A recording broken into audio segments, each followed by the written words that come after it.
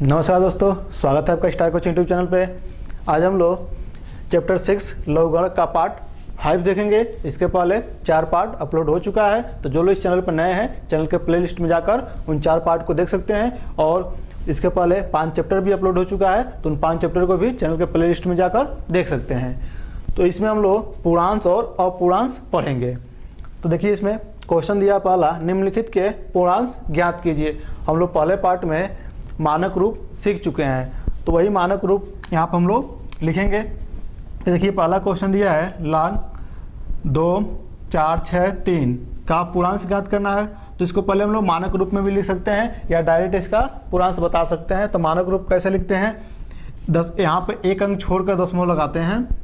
तो यहाँ देखिए log 3 अंक दशमलव जब यहाँ पे लिखेंगे तो ये हो जाएगा 2.63 गुणे 10 पर जितने अंकों के बाद दशमलव लगाते हैं 10 पे उतना घात बनता है। और शुरू में एक अंक छोड़ के दशमलव लगाते हैं, तो यहाँ एक अंक 2 छोड़ देंगे और 3 अंकों के बाद दशमलव आया है, तो यहाँ 3 इस पर घात बनाएंगे। तो जो 10 के रूप में घात प्राप्त होता है वही पूर्णांश कहलाता है। तो यहाँ लिखेंगे पूर्णांश बराबर 3 होगा।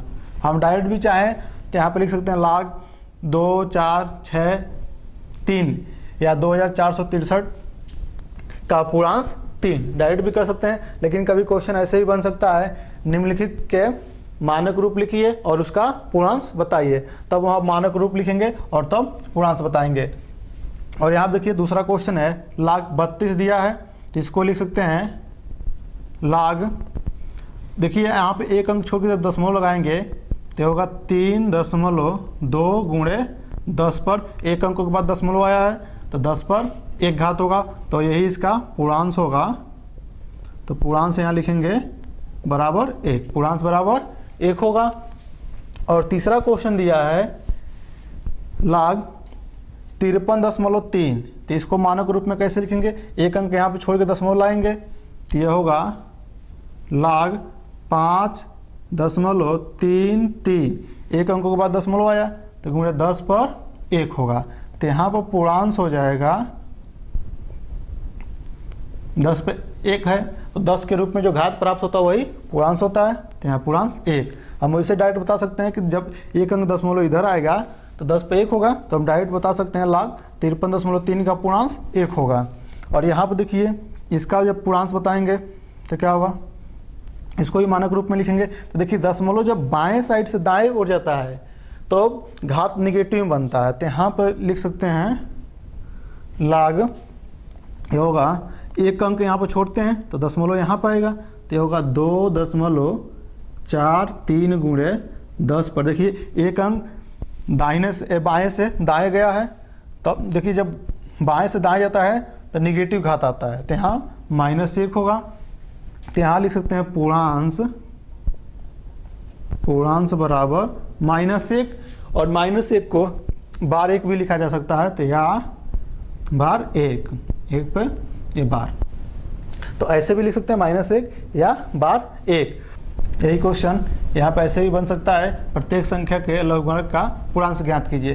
तो हमेशा हम लोग पूर्णांश निकालते हैं तो लघुगणक का पूर्णांश निकालते हैं। यहाँ देखिए log के साथ दिया है, तो वैसे भी यहाँ बना सकते हैं log के साथ इसको, या फिर वैसे इसको मानक रूप में लिख लें या डायरेक्ट इंसर्ट दे सकते हैं। तो मानक रूप में लिखेंगे तो ये होगा 5.2 अंक दशमलव इधर आएगा, तो 2002 गुणे 10 पर 2 अंकों के बाद इधर आया तो 10 पर 2 होगा। तो इसके लघुगणक का पूर्णांश लिखेंगे, यहाँ लिखेंगे लघुगणक का पूर्णांश बराबर 2 होगा। तो लघुगणक का पूर्णांश 2 होगा। तो वैसे भी यहाँ पर आप लोग लिख सकते हैं, क्वेश्चन का तरीका वही रहेगा। तो दशमलव एक अंक इधर आएगा तो यहाँ पर पूर्णांश कितना हो जाएगा, यहाँ पूर्णांश 1 हो जाएगा। यहाँ लिख सकते हैं पूर्णांश 1। और यहाँ पर देखिए दशमलव न तो इधर जाएगा ना उधर, क्योंकि एक अंक छोड़ के दशमलव लिखते हैं, तो यहाँ पे क्या होगा, यहाँ पूर्णांश 0 हो जाएगा, क्योंकि दशमलव न तो इधर जाएगा ना उधर, तो यहाँ पूर्णांश 0 का। इसको कैसे लिखेंगे, इसको ऐसे ही 2.342 गुणे 10 पे 0 कर देंगे, क्योंकि दशमलव में कोई चेंज नहीं होगा, न तो एक अंक उधर गया न ही एक अंक इधर आया है। दशमलव जब कहीं नहीं गया है तो 10 पे 0 होगा और इसका पूर्णांश 0 हो जाएगा। यहाँ पे एक अंक उधर दशमलव जाएगा तो यह होगा 2.003 गुणे 10 पर -1। तो यहाँ पर लिख सकते हैं पूर्णांश हो जाएगा -1 या 12। देखिए कितना आसान क्वेश्चन है। चलिए अब अगला क्वेश्चन देखते हैं। उम्मीद है कि ये क्वेश्चन आपको अच्छे से समझ में आया होगा। चलिए दूसरा क्वेश्चन देखते हैं। दूसरा क्वेश्चन दिया है कि लघुगणक सारणी का प्रयोग करते हुए निम्नलिखित का अपूर्णांक ज्ञात कीजिए। और यहाँ पर 3 क्वेश्चन लिए हैं। एक देखिए लघुगणक का सारणी की जो है 10 तक इसका टेबल लिए हैं कि log 1 का मान 0, log 2 का मान 0.3010, log 3 का मान 10.4771, log 4 का मान, ये सब log का मान है। जिसे यहाँ पर log है तो समझिएगा log 5, log 6, log 7 ऐसे है। तो log 4 का वैल्यू 60.6020, log 5 का वैल्यू 10.69, 89.6 का वैल्यू 7781। यह है 10 तक लिए। log 10 का वैल्यू 1 और log 1 का वैल्यू 0 हम लोग जान चुके हैं। बस इतना इसमें याद रखना है। इससे आगे आपको याद करने की ज़रूरत नहीं है, क्योंकि एग्जाम में जो क्वेश्चन बनते हैं ज़्यादातर पूर्णांश ही पूछा जाता है उसमें, और पूर्णांश बहुत कम बनेगा। अब पूर्णांश बनता ही है तो आपका यहीं तक बनेगा, क्योंकि उसमें लघुगणक सारणी देखकर क्वेश्चन सॉल्व होता है और लघुगणक सारणी एग्जाम में देगा नहीं, इसलिए एग्जाम में केवल पूर्णांश ही बन सकता है। तो आप चलिए इसको भी हम लोग सॉल्व कर लेते हैं, कैसे और पूर्णांश निकालते हैं उसको हम लोग देख लेते हैं।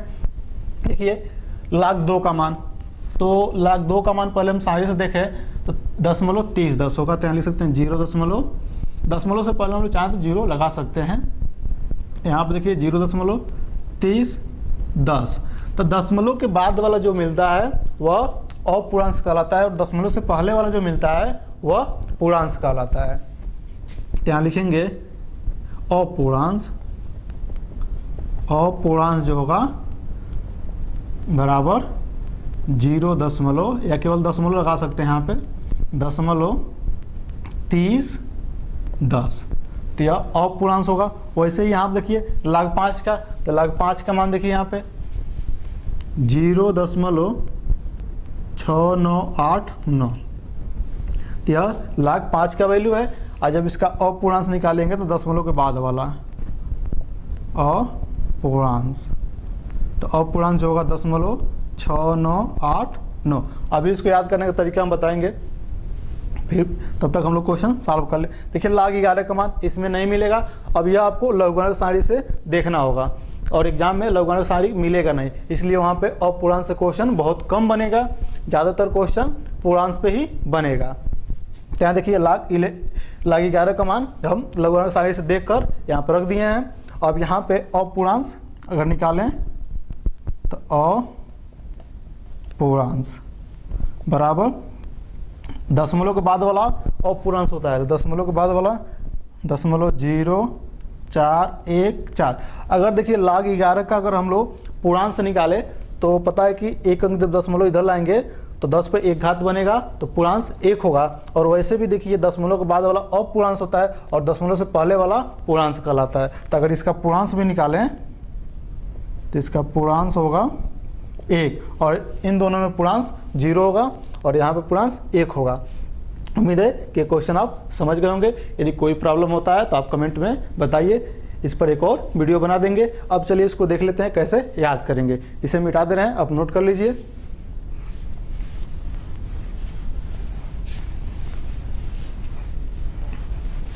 चलिए अब इसको देख लेते हैं कैसे याद किया जाएगा। तो सबसे पहले log 1 का मान 0, ये तो पता है। log 10 का वैल्यू 1 होता है।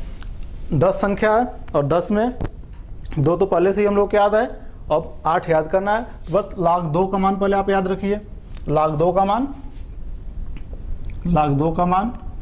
0.3010, या log 2 का मान यदि आप याद कर लेते हैं तो आपका 4 भी याद होगा और 8 भी याद होगा। अब देखिए कैसे हम लोग 4 और 8 याद करेंगे log 2 के माध्यम से।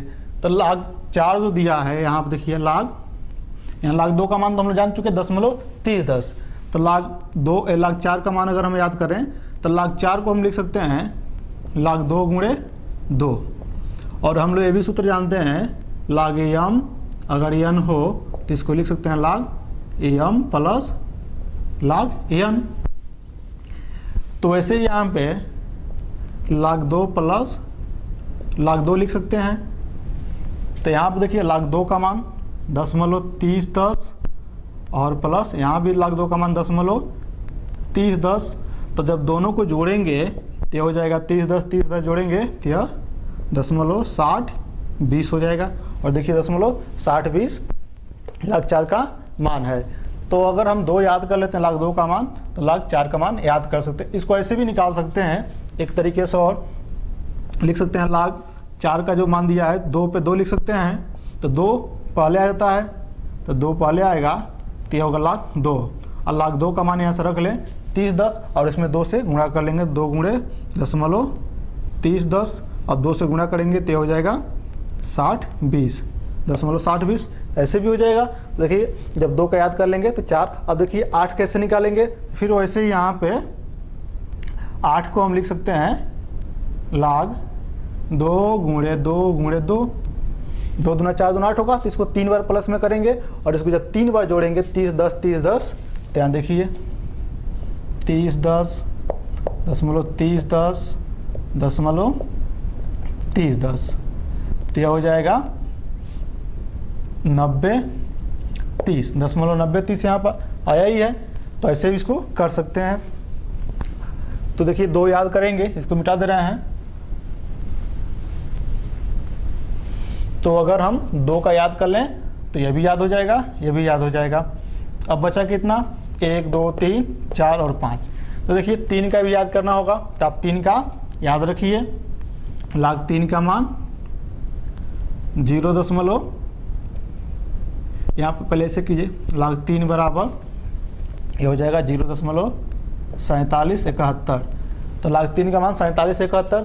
अगर 3 याद कर लेते हैं तो 9 भी याद हो जाएगा, क्योंकि हम लोग लिख सकते हैं लाख 9 बराबर लाख 3 गुणे 3 कर सकते हैं, या 3 पर 2 भी कर सकते हैं। तो लाख 3 गुणे 3 जब करेंगे तो लाख 3 प्लस लाख 3 लिखेंगे और इसको 2 बार जोड़ देंगे। तो चलिए वैसे ही कर दे रहे हैं, लाख 3 गुणे 3 तो यह होगा लाख 3 प्लस लाख 3। अब इसको 2 बार जोड़ देंगे, 0.4771 और प्लस 0.4771। अब इसको जोड़ लीजिए, ध्यान देखिए 4771 और 4771 तो यह हो जाएगा 0.2 जो रहेगा तो यह 2 हो जाएगा। 7 दूना 14 के 4 होगा और 7 दूना 14 1 15 के 5 होगा और 4 4 8 1 9 95 42 देखिए आया भी है। तो लाख 9 भी याद हो जाएगा। अब बच गया लाख 6 और लाख, देखिए 5 और 7 तो आपको याद करना होगा, 5 और 7 याद होगा क्योंकि इसका फैक्टर नहीं बन पाएगा, इसलिए तो आपको 2 3 5 7 याद करना होगा। अब 3 भी हम लोग बना सकते हैं।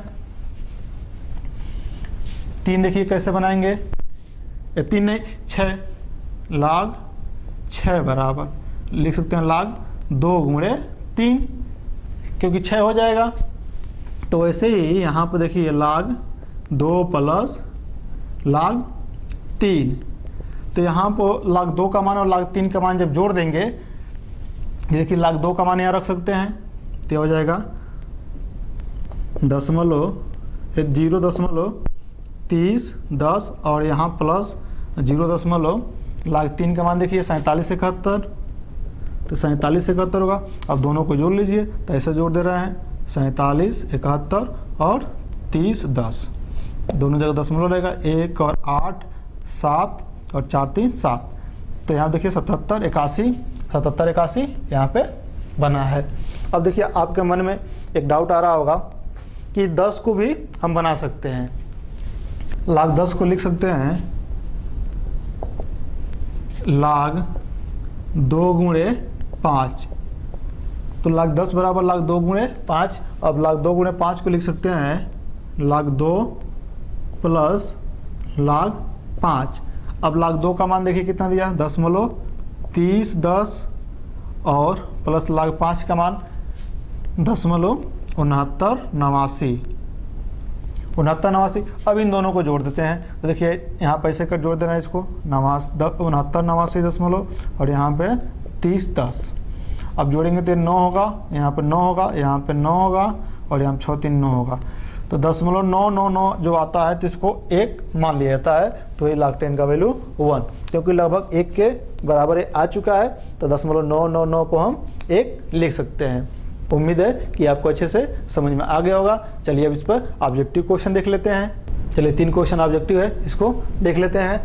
तो पहला क्वेश्चन है log 53.68.9.4 का पूर्णांश होगा, तो इसका पूर्णांश निकालना है। तो देखिए 0.4 अंक जब इधर आएगा तो यहाँ पे 1 अंक छोड़ के दशमलव लगाएंगे, यानी 4 अंकों के बाद दशमलव लगाएंगे तो 10 पे 4 घात बनेगा, और 10 पे जो घात बनता है वही पूर्णांश कहलाता है, तो 4 इसका पूर्णांश होगा।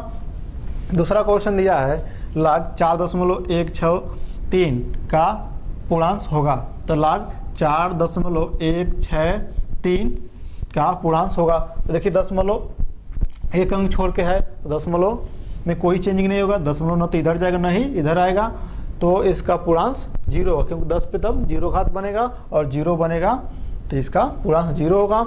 और यहाँ देखिए log 537 बराबर 2.7300 का अपूर्णांश, देखिए यहाँ पे log 537 का मान दे दिया है, तो अपूर्णांश पूछा है। देखिए 2 तो पूर्णांश है, तो दशमलव के बाद वाला जो होता है वो टोटल अपूर्णांश कहलाता है, दशमलव के बाद वाला 0.7300 बस यहीं पर दिख रहा है, तो इसका आंसर होगा। तो उम्मीद है कि ये क्वेश्चन आपको अच्छे से समझ में आया होगा। इस वीडियो में बस इतना ही। कोई प्रॉब्लम हुआ हो तो आप कमेंट में बताइए।